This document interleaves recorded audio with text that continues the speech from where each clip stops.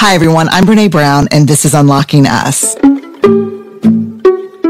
oh my God, I have such a deeply special episode for you today. I'm talking with singer, songwriter, activist, artist, Jake Wesley Rogers, someone I discovered on TikTok. Fell in love, madly, truly, deeply in love with him and his art and how it made me feel and how it made me dance and how it made me sing. I cannot wait for you to hear this conversation. Before we get started, let me just tell you a little bit about Jake. He is, again, a singer, songwriter, activist, storyteller, artist. He has been inspired by the authenticity and artistry of his heroes like Lady Gaga, Stevie Nicks, Florence and the Machine. He is a poet and a lyricist. His songs are relatable and universal. He's light.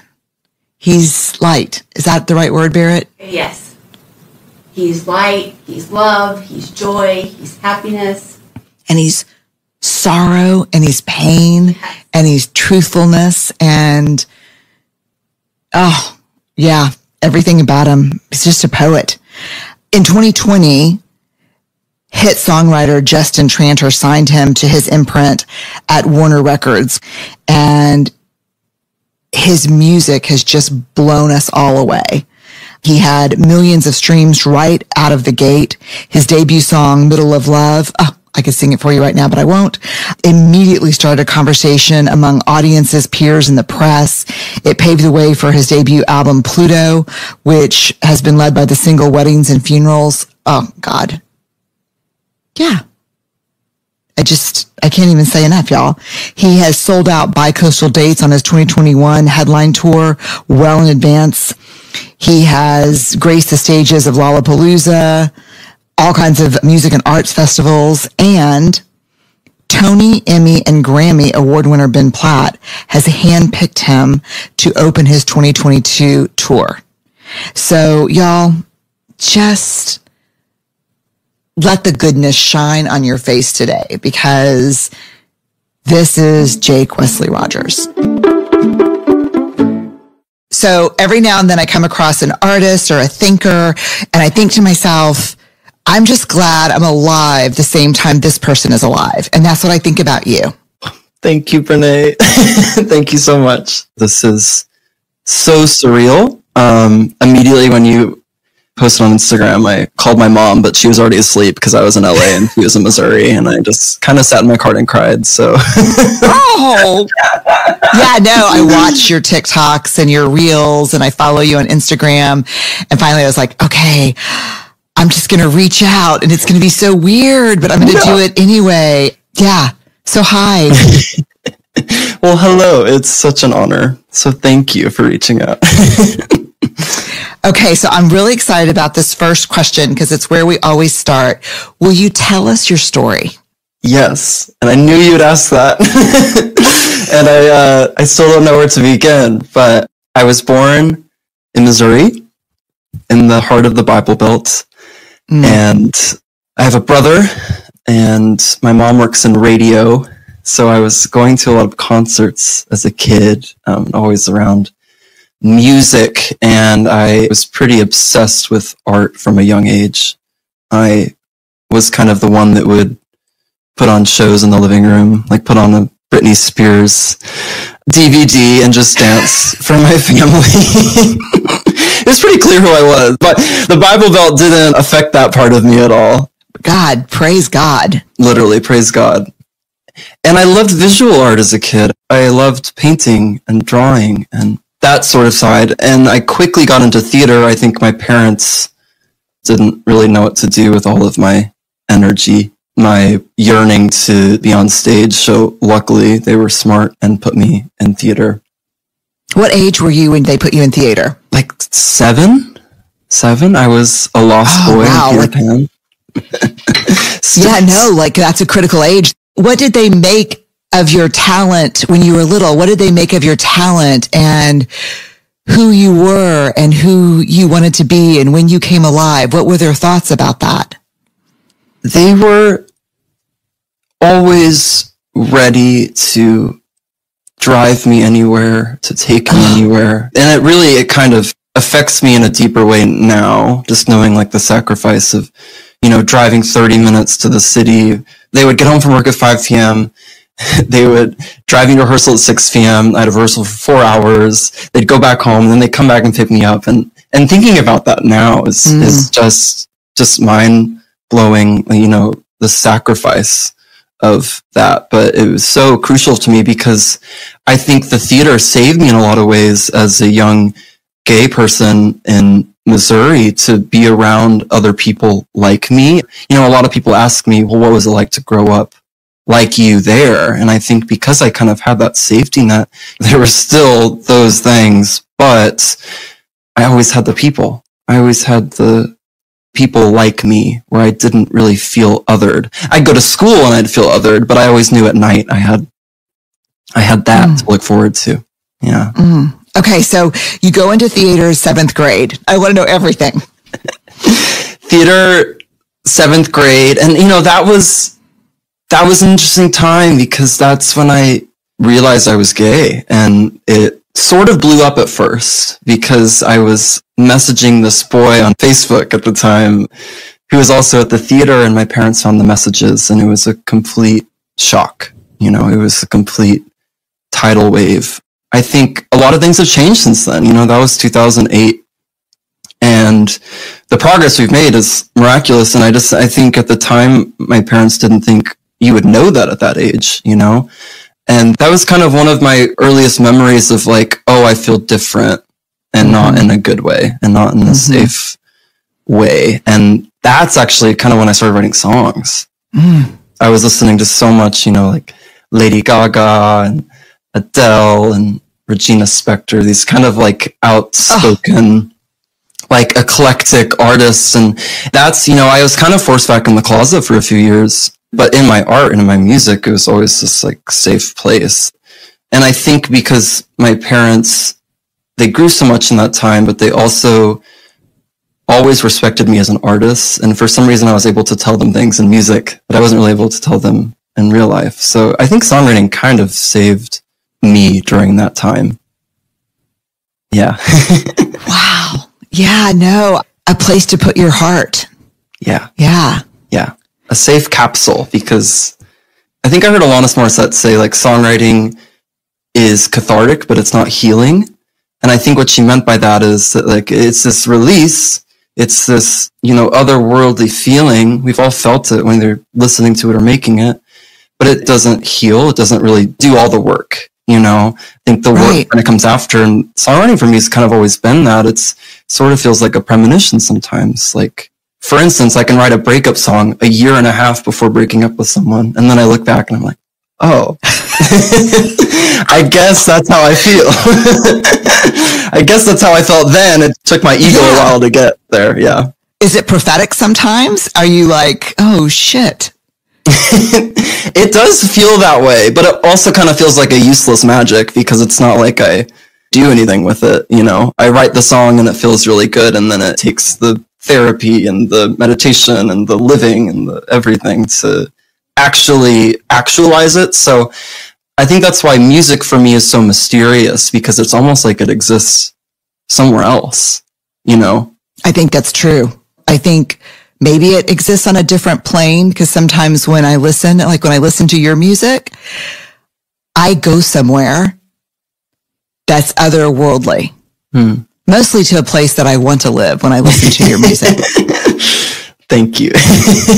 Thank you. That's all I want. And that's what that's what I found so many times. Like I remember listening to Lady Gaga in middle school, and, my mom would take me to the concerts and we'd be all like dressed up. And it was like in that place I could be whoever I wanted to be. And that's the freedom of it. And that's truly what I'm interested in as a creator.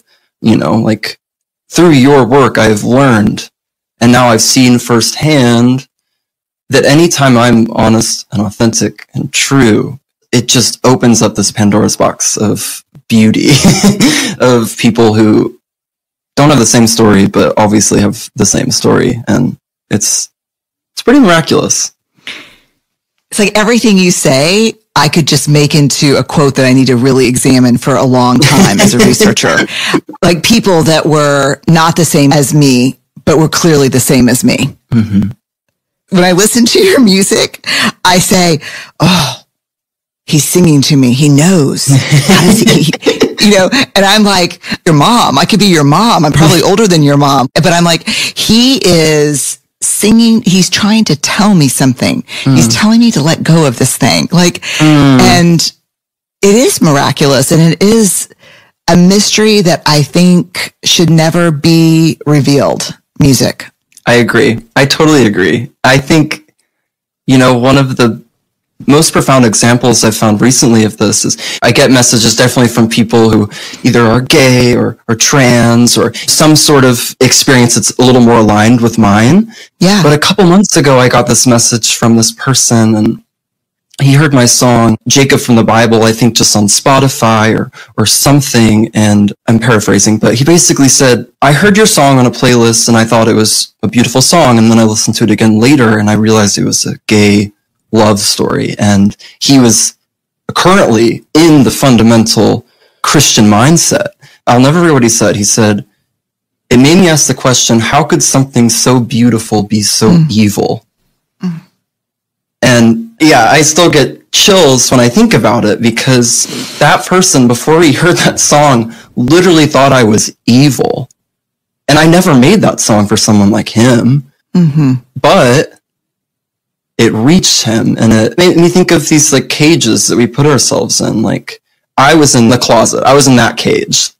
This person was in the religious cage. And I think it's kind of the job of the artist to just drop keys, just to leave a key, like that's what I feel like I'm trying to do. Like, you don't have to pick it up. You don't even have to acknowledge it. But if you want it, it's there. And I'm trying to figure out what cage I'm in, because I'm still in one. I know I am, Yeah. So we all are. Yeah. And I think sometimes we're in cages of our own making. There's definitely reality. There's definitely homophobia and heterosexism and this incredibly violent anti-trans stuff that we're in right now. And then there are cages of our own making. I mean, I know Laverne Cox and I talk often about perfectionism as a cage. You drop keys in so many ways. And you drop keys. You've given me some big, beautiful keys. Some like hefty ones. Keys. It's so incredible to me how you distinguish catharsis from healing, because I think we lose so many people, and I lose myself sometimes, in thinking that the catharsis moment is the heavy lift of healing and transformation, but it's just the portal to the work. Exactly. Yeah. Like you're saying, it doesn't take you through the messiness, through the hardness, through doing the therapy. It's an amazing insight from you. It has become apparent over and over again. It's like the catharsis is almost the gift. It's the aha, but it doesn't do the work. It's like that, maybe the catharsis is the key in a way, Mm-hmm. It's leading us to what we need to do. The hard shit, the coming out again at 16, and saying, I am gay. And, my parents saying, we know, we love you, we're here. And it takes courage, I guess. As you know, as we know. Yeah. It's like vulnerability and courage to use the key, then vulnerability and courage to walk through the door. Mm-hmm. And then vulnerability and courage to stay on the other side. That, like, give me a fucking break. Like, can't you just give me a magical moment? Do you know what I mean? Can I just live outside for a little bit? Yeah. Can I have no walls for a while? Yeah, no walls for just, a brief second, maybe. Tell me about high school. There's a line in one of your songs that tells me a lot about high school. Do you want to know how much I didn't like high school? Yeah. I didn't finish high school. I homeschooled my last 2 years. Right on. Yeah. My friends joked about that lyric because they're like, you didn't even go to high school. They're like, how can you hate something that you didn't do? And I was like, well, I tried it and I didn't like it. But high school is interesting in a lot of ways because when I was 15, I was on America's Got Talent. And that was like this, burden gift. That's the word I'll use, in a way, because when I was that age, I thought that that was my way to success. I thought, I need to do one of these shows to do that. And obviously my parents were like, yes, let's go, let's audition. And I ended up making it, like on the live shows. And it was one of those things where once I was done with it, I went back to Missouri, and, everybody in my small town, they were like, oh my God, you made it, you're doing it. And then on the inside, and I didn't have the words for this yet, but I was feeling shame. I was feeling shame that I didn't go further. I was feeling shame that I did it at all. I was feeling shame that I put myself out there, that I'm back in Missouri, and I thought that all my dreams were going to come true. It was just like this weight of shame. But I did learn one very important thing, and that was that this road, any quick fix is never going to be the path. The path is very narrow, and those things don't lead to where I want to go. And I'm glad I learned that so young. It was hard to learn that so young, and I even feel a little silly complaining about it because it was a beautiful opportunity. But I came back at 15 and I was like, oh, Jake was on TV, Jake's doing this. And then I stopped going to high school and just homeschooled. And I think I really committed, though, then to this path of the artist. I don't think I knew that. I don't think I knew that choice I made then was like, okay, that didn't work, but I think I know what can. This is going to be a really, really long road. And it has been. It has been. So high school was interesting in that way. But, I did that. And I also dated, my first real relationship was with a preacher's son. Which has a whole that's a whole nother podcast. But it was like this clandestine experience with Jake doing music, and it was really a hard, confusing time. So yes, to quote myself, I really fucking hated high school. The lyric stands. The lyric stands, yes. And I just want to validate, not that anybody or anything needs it, but you don't have to go to high school to know that you fucking hate high school. I mean, yeah, it's what a volatile mix of shame and insecurity and meanness and armor. And yeah, I remember going to my 30-year reunion, and my husband was like, do you want me to go with you? And I said, no, I don't even know how long I'm going to stay. I need to go because it's like a river. I thought there was a big river behind our house, but then when I saw it as a grown-up, it was like a little creek. And I'm thinking maybe it wasn't as hateful and terrible as I thought. So I just need to go and reality check. Maybe that rushing river is just a creek. And so I went to my high school reunion, and I was there for 30 minutes, and I came home, and he's like, what'd you think? And I was like, it was a big raging river of shit. It was exactly what I thought. I was there. God. And then I made up, I guess, what your experience was like. I had physical safety in high school. Because I just was there kind of like everybody else, just miserable on the inside. And I thought, wow, what about this experience? And you have no physical safety, emotional safety. And so, yeah, your words are powerful. Your story just reminds me that those experiences are always within us. We can be 30 years outside of high school and you're just triggered. You're triggered right back to it. And I think I got sort of a pass in high school because I was the one that did music. Because I think people I've learned are okay with you being different as long as you're entertaining or as long as you're giving them something. And I think my flamboyancy, all of that, fashion, it was given a pass for the most part because I could sing, and I could sing the national anthem at the volleyball game and blah, blah, blah, blah, blah, all of that. I sort of found my way to fit in. Yeah. And it was as long as you were in service of other people. Yes. That's exactly really powerful and really maybe its own form of violence, I guess, in some ways. Do you know what I mean? Perhaps. Yeah. that you have to make yourself a commodity if you're different, instead of just being different, you know? And I think that's a lot what I was exploring in these songs I just put out, was really embracing that. Because that's the joke, right? That's how funny it is, that we all feel like that. Even the boy wearing Abercrombie and boat shoes felt that. And some, even though they looked the same, they didn't feel the same. I'm assuming maybe they did. I'm sure there's some people that do, but I'm not friends with them. Yeah, I've never met a person that didn't have a cage. So, you know, but some people deal with their cages maybe by deciding that they're going to spend their lives dropping keys, and other people deal with their cages through rage and making sure other people are more caged than they are. I think that's right. Throwing away their keys. Yeah. Hiding keys. Yeah. Tell me about the first time you saw Justin Tranter. I mean, I can start crying thinking about that. I was in London writing, actually, you know, all these songs. I was writing Pluto and whatever, and I got this DM from Justin, which blew my mind, because Justin Tranter, if anyone doesn't know, is an incredibly powerful and successful songwriter and activist. You know, you've heard his songs. Like, you may not know who his name is, but you have heard his songs. And you can sing along to his songs, whether you know him or not.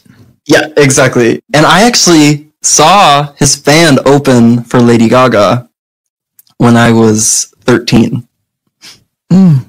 He was in a glam rock band called Semi Precious Weapons.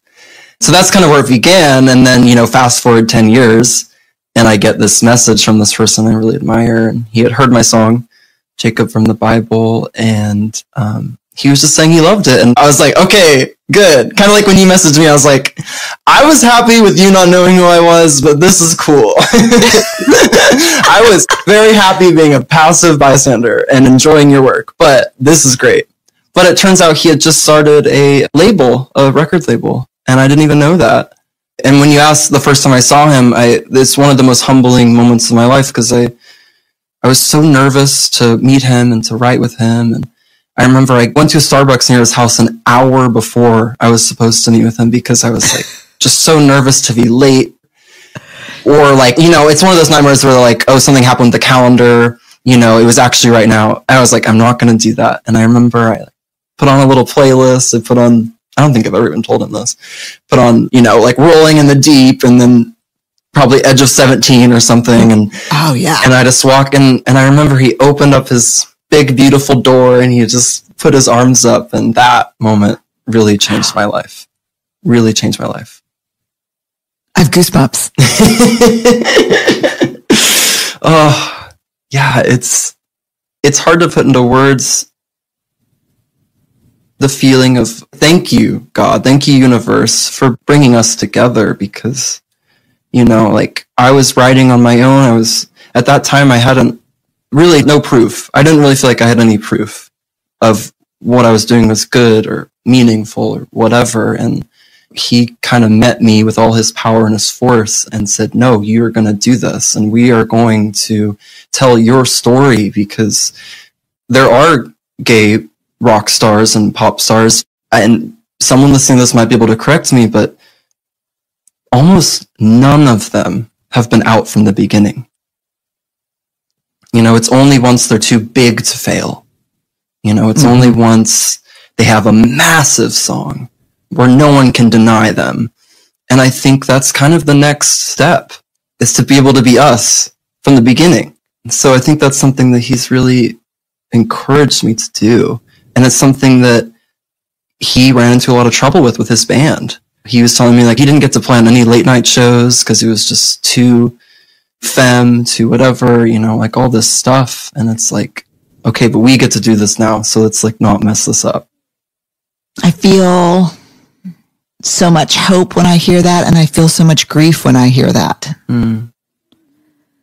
About a world where you have to have the wind at your back to be who you are, like, versus the wind is at your back because you are who you are. you know what I mean? And maybe it is the latter, you know? Maybe that is there. But a lot had to change first. People had to pave the way. Yeah, it's the macro example of the catharsis plus the work. Mm-hmm. You know what I mean? It's like we had moments in history where we confronted our heterosexism and our homophobia, but then there were decades of the work. Mm-hmm. Yeah, and I see you now, and I think that's why when I see you, not only am I completely transported by your music, like your music is so emotional, right? Is that fair characterization? That's me, baby. Yeah. Yes. I mean, it's so emotional. Like when I don't know if it's because I saw your TikTok, but like when I sing it, I'm not just like, hate on me. I'm like, hey, you know, I've got my fists up and then I put my head down and then I come back up like this with my hands in the air. And I'm like, you might as well hate on the sun. Like it is, you know what it is for me? What? Ironically? What? Church. Oh my God.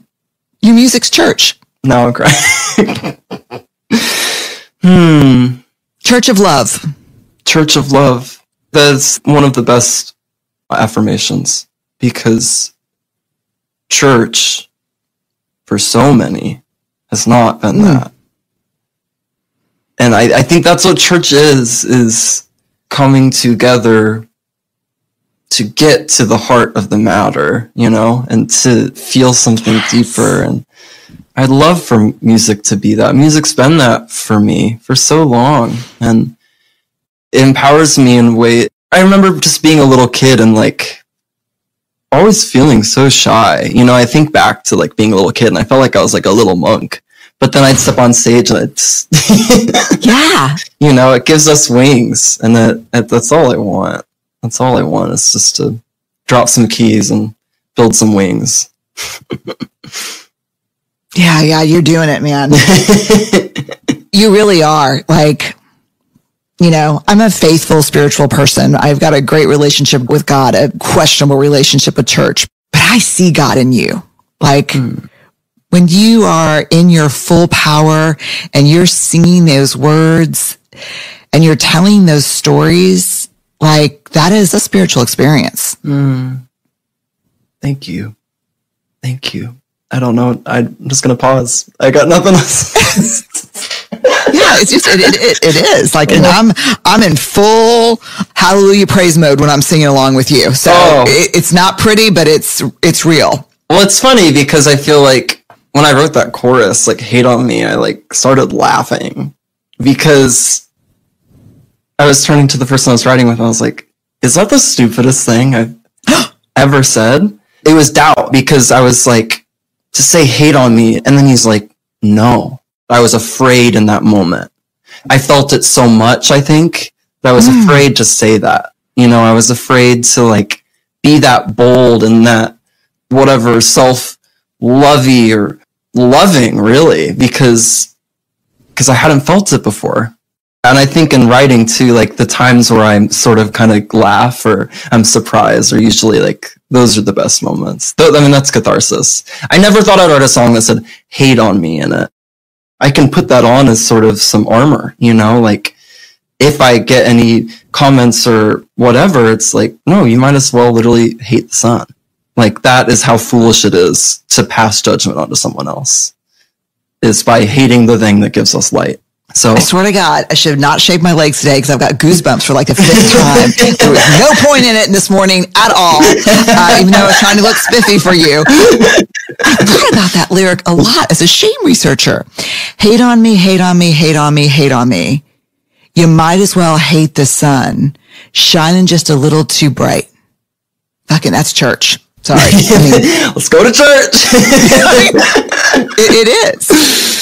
Well, let me ask you this. Who inspired you? Who took you to church?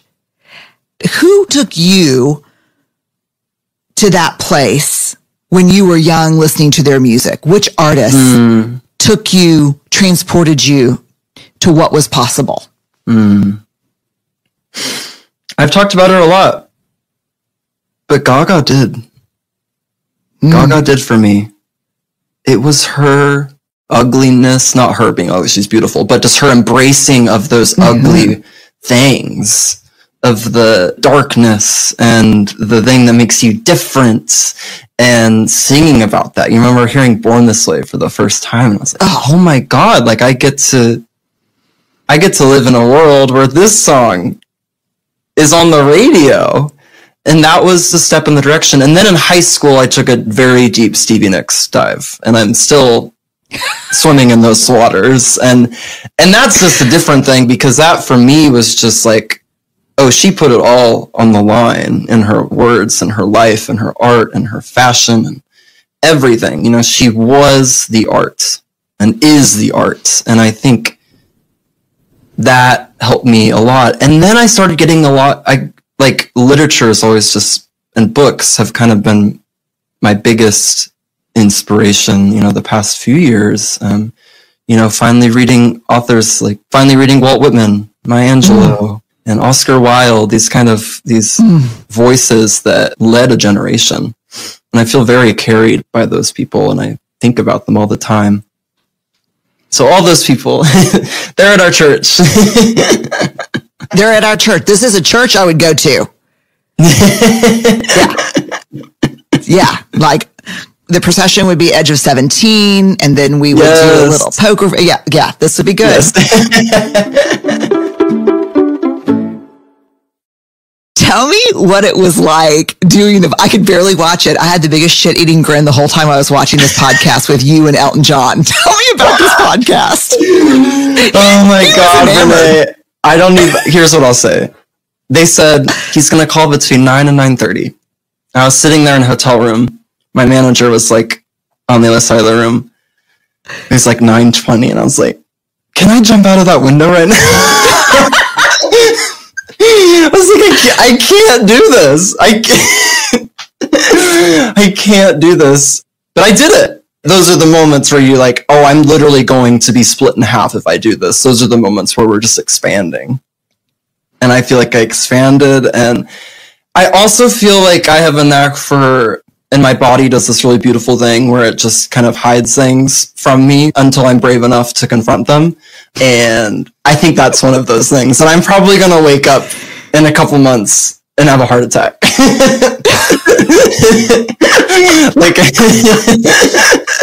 And on the other hand, to get an affirmation from him, I was like, well, I guess I don't suck. That's a safe assumption. That was my first thought. And then I just thought, oh, this is really, really cool. Yeah. Talk about someone who paved the way, who put it all out on the line and continues to support new music and be edgy. And I'm 100% okay with people comparing. Like, it's the most humbling thing to be compared to someone like him. Because at the end of the day, he's probably the coolest person that ever lived. So I could never argue that with you. Like, like he is. Yeah. And I've heard the comparison. I think the biggest compliment I could probably ever give you from my brain is that I think you defy definition. Mm-hmm. You know, it's just something deeply spiritual about you. But I do think he was so impressed with how tall you were, plus the platform shoes. It was such a sweet moment, because he's like, wait a minute. Because he was digging your shoes, like those platform shoes. Right. But he's like, how tall are you before the platform shoes? And then, are you 6'4"? I'm 6'4", yeah. So do you hit 7 feet with some of your shoes? Yeah, I think I have. And I love it. That's how I'm reclaiming my power and my dominance over my life. It's just by making myself taller and taller and taller and taller. Yeah, you are the epitome of the Amy Cuddy power pose, man. I'm trying. Honestly, if you have any tips for heels, I'm still really getting used to them. Doing the pair I wore on my first late night show, they were a size too big. Ooh. And the whole performance, I was just like, don't fall, don't fall, don't fall, don't fall. No, you rocked it. I watched. We're getting used to it. Thank you. Thank you. I can give you no tips because I hate to fall into like a social worker stereotype, but I'm a solid clog girl. And so I can't wait for my clog phase. Oh my God. Come on. You cannot be like, you got to have a clog face. Do you do dance goes or are you open? Do you see him? Do you like, I love this guy. Do you do dance goes? Oh, hell yes, I do dance goes. Maybe I'll get a pair. Yeah, do some dance goes, and I've got a Swedish brand. I'll send it to you. I'll slide back into your DMs and give you the Swedish clogs. Dude, I would adore a pair of Swedish clogs from you. I just need to get your size. I'm going to send you some really, beautiful. I have some patent leather red ones. Ooh. Only you and I could pull those off. Can I please match you? I really. Oh, yeah. We'll do it at the same time. Beautiful, beautiful. Okay, so before we go, I want to mention some songs. I want you to give me a sentence or two about what they mean to you. Okay. Weddings and funerals. It's, I think, a love poem to my grandpa who was dying because of heartbreak from losing my grandma. And it made me look at my relationship I was in and think about us at 85 and think about, am I going to die if this person dies? Or can I survive without this person? And that thought scared the shit out of me and led me to that song. God, it's so beautiful. And ultimately ending the relationship. And ultimately ending the relationship. Yeah. I think that seeing my grandpa go through that I stepped out of the patterning. I feel like I stepped out of the patterning. So that's when I feel that song, that's what it makes me think of. Stepping out, paving my way, you know?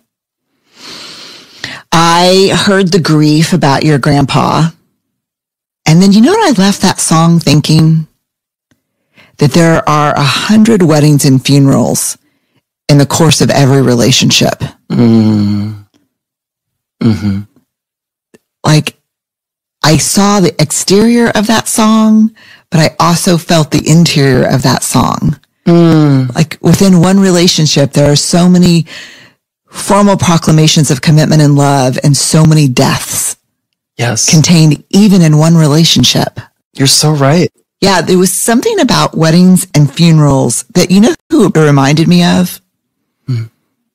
Leonard Cohen. Do you know Leonard Cohen?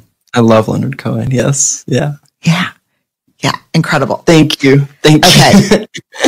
Of course. Yeah. Okay. Middle of Love. Oh, talk about a funeral. That song is one of the funerals. Literally the first line, look at us showing up to the funeral, was like, oh, we're having a fight. And it's so complicated because I love you so much. Yes. The truth about that song is that the fight happened at a Sonic drive-in.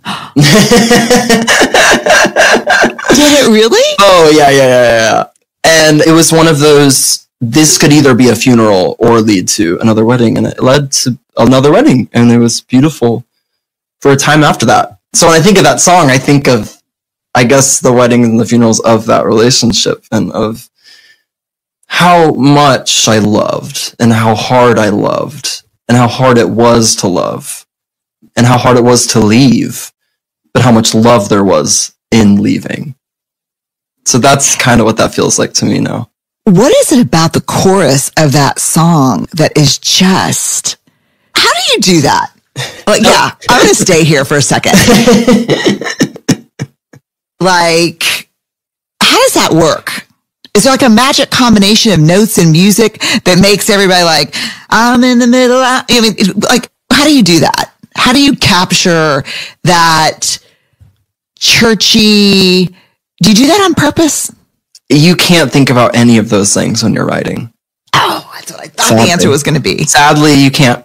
But I will bring Justin Trancher back into this conversation. And, you know, I wrote both of those songs with him. And he has this intuition when it comes to melody and to lyrics and to trusting whatever's happening. I think that's it, is trusting the ride. And that's why I love working with him, because I am someone who I will write something and then I will immediately attack it with the hate on me line. You know, I wrote it, I was like, oh, that's beautiful. And then critic stepped in. And Justin, being so free and open and smart, frankly, says, no, that's fucking great. Let's do it. I remember when I wrote the lyric, I was like, middle of love, like, that's kind of a simple title. Where's the depth in that? And Justin's like, no. And that's my work, right? That's my work. Yeah. Trusting what's happening. But I think collaborating with someone who does encourage that and does say like, no, this is really good. This is worth fighting for.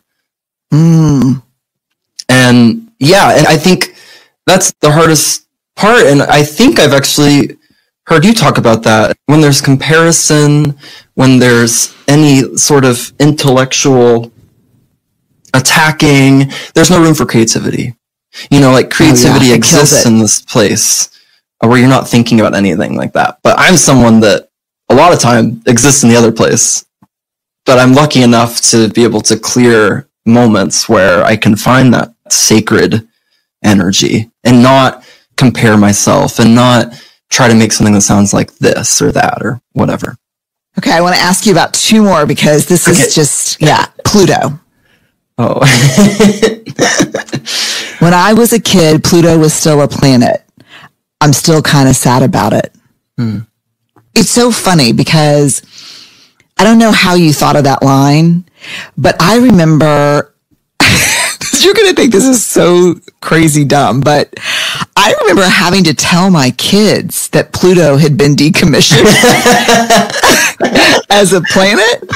And I remember my daughter's 22 now and my son's 16. And I just remember it was a moment. Like people were really sad about it. And my son had a big mobile of all the planets. And he said, well, it'll stay a planet in this room.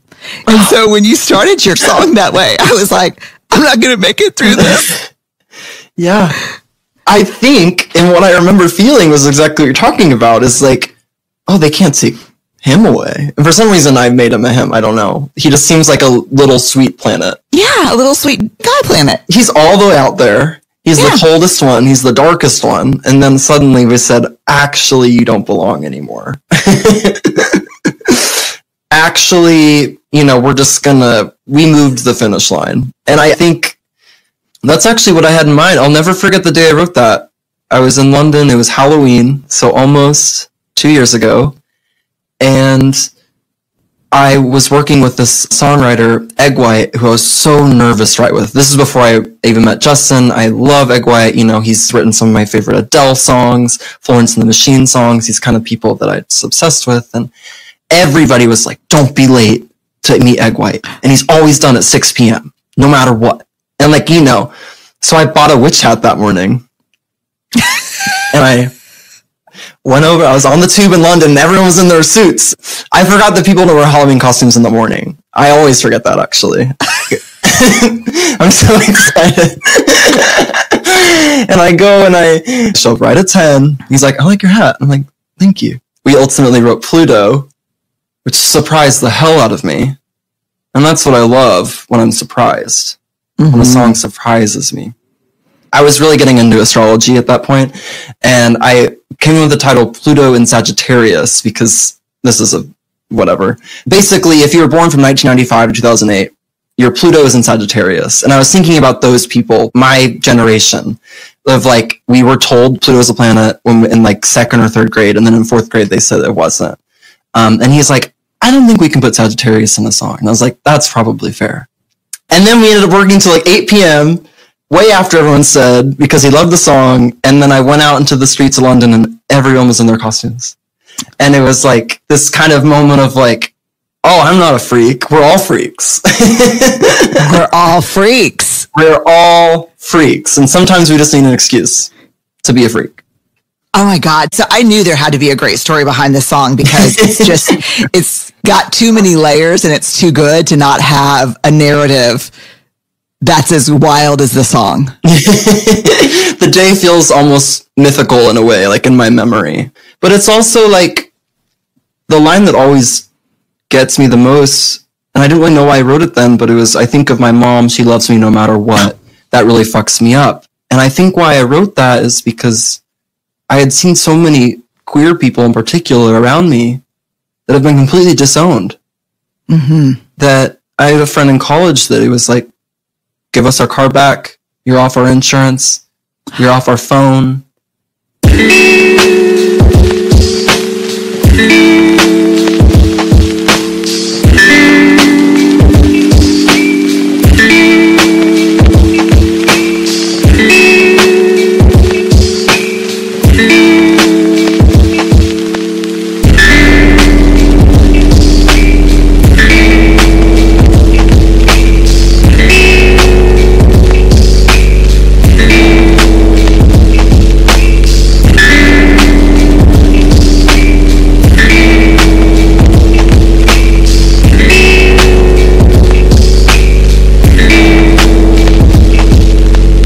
And I was like, oh my God, I have parents that didn't do that. And there was this sort of guilt. You know, it does fuck me up. It does fuck me up to be loved unconditionally. And it's something that I need to work to allow because I don't think it's our nature or my nature to like be okay with that kind of love. And that's kind of my work right now, is to allow myself to be loved in that way. It's not easy. It's vulnerable, you know, it's scary. It's not easy to be loved like that. And I think, and maybe the most unconditional, being loved like that unconditionally, what it asks in return is self-love. Totally. And that's a big ask. Because if you are being loved, yeah, you must love yourself in order to have that love. And okay, I'm taking notes from my therapist. I just take your songs and we just go through like lyric by lyric. Okay, last one I want to ask you about before we get to rapid fire. Hold on, I've got all my lyrics right here. Oh my God, geez, this song. Whew. If your church, this is like I don't even know, this is communion or something here. Cause of a scene. Ooh. I'm quite good at secrets, according to my horoscope. I spend my life conflicted. Heavenly bodies made it so. God dang it. That song sort of makes me want to throw up still. Really? And that it is the closest I feel I've ever gotten to me in a song. It's the most understood I've ever felt by something I've made. And it's so cathartic to sing, and so painful too. Because I think I wrote it when I was really starting to understand patterning and what love could do to someone. And oh God, and singing the bridge, especially now that I'm playing shows, it's like every time just kind of hurts because, my grandpa and my ex had the same name and they never got to meet because my parents didn't think it was a good idea. I know I honored their request, and now they're both out of my life, and it's not easy. It's definitely not easy, but I'm glad I have it to sing. This song really is the communion song. It is the breaking of the bread. You're at the rail, man. Well, it's so hard to ask for what you need, I've found. And that's what the song's really about. That's what the song is. I had my horoscope read and they said, oh, you're really good at keeping it inside, of bottling it up. This planet. And I was like, oh God, like it's your work to let it out. And then ironically, I let it out in a song. Yeah. And to wear it on the sleeve is not easy for me. It's really not. No, there's emotion in this song. Like when you sing this song, like it's hard to not cry when you sing this song. It's hard for me not to cry when I listen to you sing this song. The only thing that helps me is I'm usually acting it out and however you sang it in my living room. And my family's like, oh, Jesus, God, this is... I used to dance to Britney Spears in my living room. And are you saying you dance to me in your living room? I totally do. No, I make the fists and I strain and like all the veins in my neck come out and I'm like, I'm blue like I do the whole thing. It's like, yeah. Well, I don't know if your kids will be listening to this, but would you please record that for me? Because I really want to see it. Oh, God, hell no. You're like, no. I was like, no, just personally, I really want to see this. Now, I might send you something just with me doing you. But it's so emotional. I would treasure it. All right, you ready for some rapid fires? I think so. I got to ask you before we do this. Your clothes are fantastic. No. Where do you get them? Anywhere, everywhere. I mean, I love thrifting, but lately a lot of the costumes, I've been able to work with designers and stuff like that, kind of crafting. But, that's like one thing I just loved as a kid. Like I would have these little journals where I would like design outfits. And I really feel like my mom said recently, she was at this photo shoot I was doing and she's like, oh, your inner child must be so happy right now. Because when you were a kid, you just loved like putting on my clothes or putting your dad's clothes. And I love it. I really find a lot of power in it. So yeah. It's beautiful. It's art, right? It is art. It's art. It's wearable art. And I did get out my little tea thing to see how heavy it would be to wear it as an earring. I have to... Because when you do your TikToks and what's that thing called? Like a little tea holder? What's that thing called? Tea steeper. And you've got the tea steeper in the cup and then you sit up. It's funny. It's funny to me. I just love to spread the light. And, that was my first, I made 3 TikToks last year and I did not want to be on the app. I was very resistant towards the app. And I made a TikTok where I had the tea in the earring and then I was reading these sentences from this New York Times article where they're talking about how Abraham Lincoln was most likely gay. And, in the end, I say the tea is done. And that's the first thing that ever like went viral or anything. And it freaked me out so much that I like deleted the app for like 3 months. But then I took it back and now I just, I woke up this morning and I was like, Brene Brown knows who I am because of TikTok. Thank God for TikTok. I'm not mad at TikTok anymore. Yeah, I know. I just, like, my husband will literally be like, you got to go to bed and stop watching him on TikTok. It's like, look, you find your liberation, I'll find my liberation. Yeah. Yeah. Okay. Ready? Number 1, fill in the blank for me. Vulnerability is? Courage. Okay. You, Jake, are called to be very brave, but your fear is real. You can feel it in the back of your throat. What's the very first thing you do? Call my mom. Can we make hearts come out of the podcast stuff when he says that? Okay.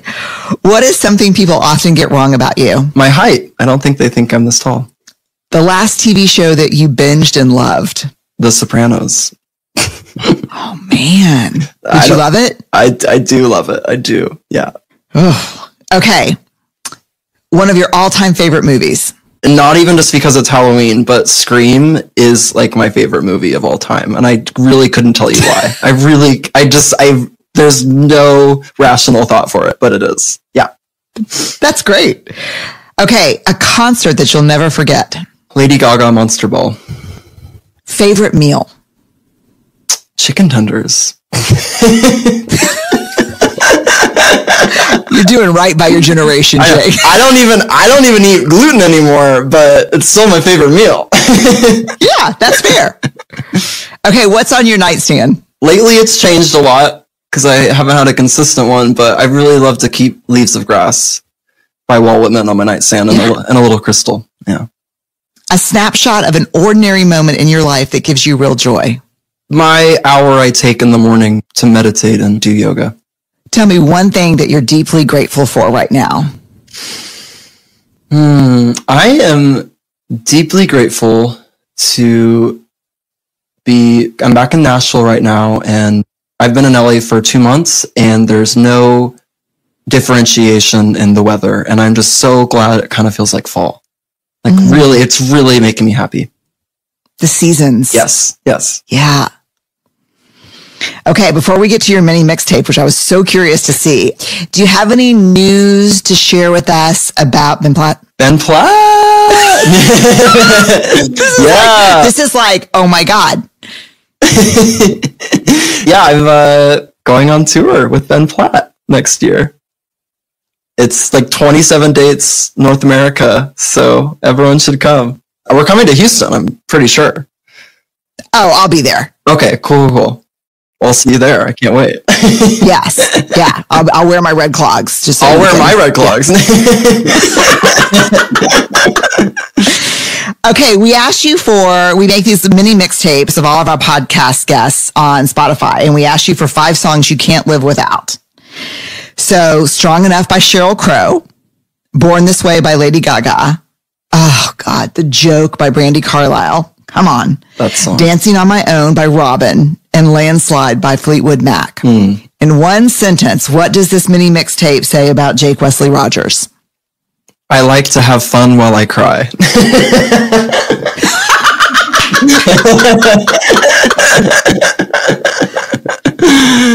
You are such a gift, and I am so grateful for your art, your music, your unapologetic authenticity, and the light that you shine in really hard, dark places.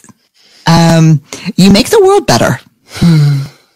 Thank you, Brene Brown. You make the world better. You have made my world better, and that effect has allowed me to shine in this particular way. So I'm so grateful for you. Thank you for having me. Oh, my pleasure.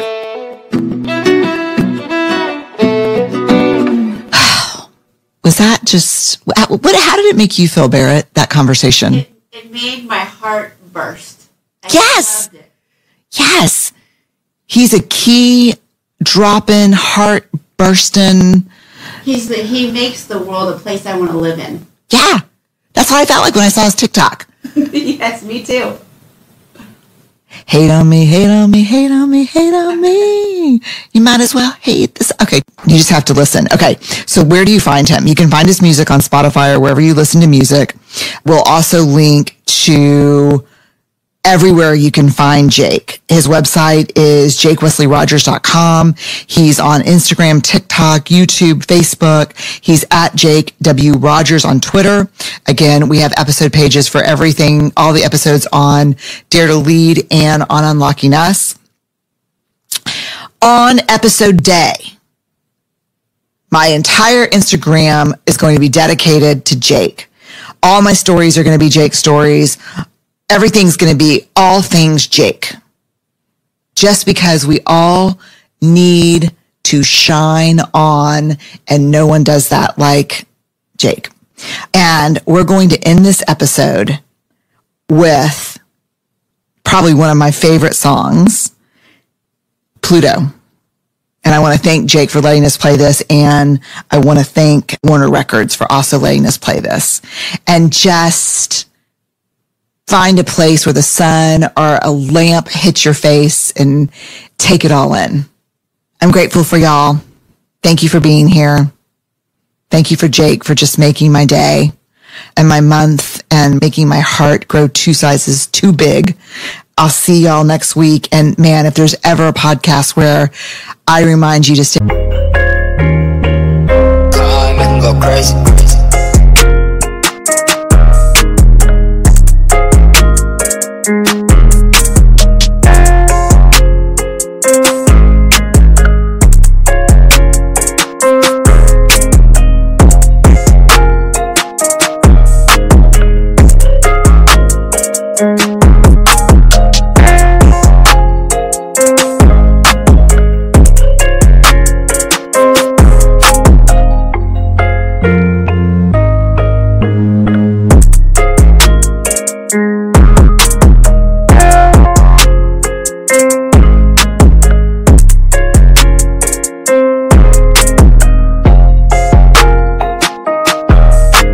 Awkward, brave, and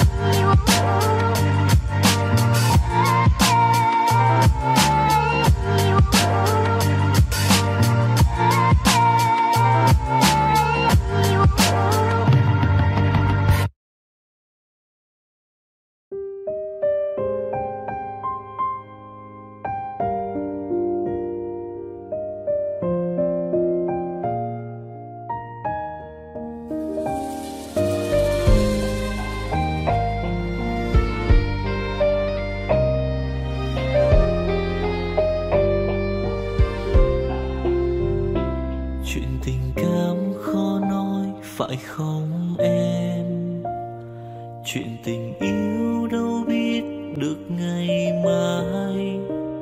Rồi hôm nay em bên ai, nhìn em khóc trên vai. Thôi hãy quên đi, về với em hiện tại. Anh còn nhớ về ngày ta còn đắm say. Anh vẫn nhớ về người bên anh khi ấy. Em đã quên rồi câu hứa yêu trọn đời. Em bỏ anh rồi, em vui tình nhân mới. Cuộc tình này đã khác rồi, mình kết thúc em ơi. Chuyện tình này đã chết rồi, còn tiếc chi em ơi. Một lần em gian dối rồi, còn cố yêu không vui. Một lần em đã phản bội, làm vết thương chưa nguôi. Thì anh vẫn sẽ mỉm cười, người khác làm em vui. Còn anh xin kết thúc và giữ chút đau thương thôi. Ở nơi xa luôn nhớ về một mối duyên tình phai. Đường em đi nay khác rồi, còn mỗi anh đơn côi. Đường em đi nay đã khác rồi, còn riêng anh mãi đứng đơn côi.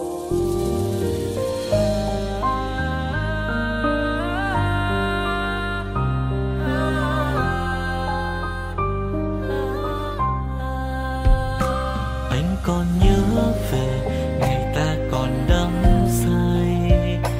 Anh vẫn nhớ về người bên anh khi ấy. Em đã quên rồi câu hứa yêu trọn đời.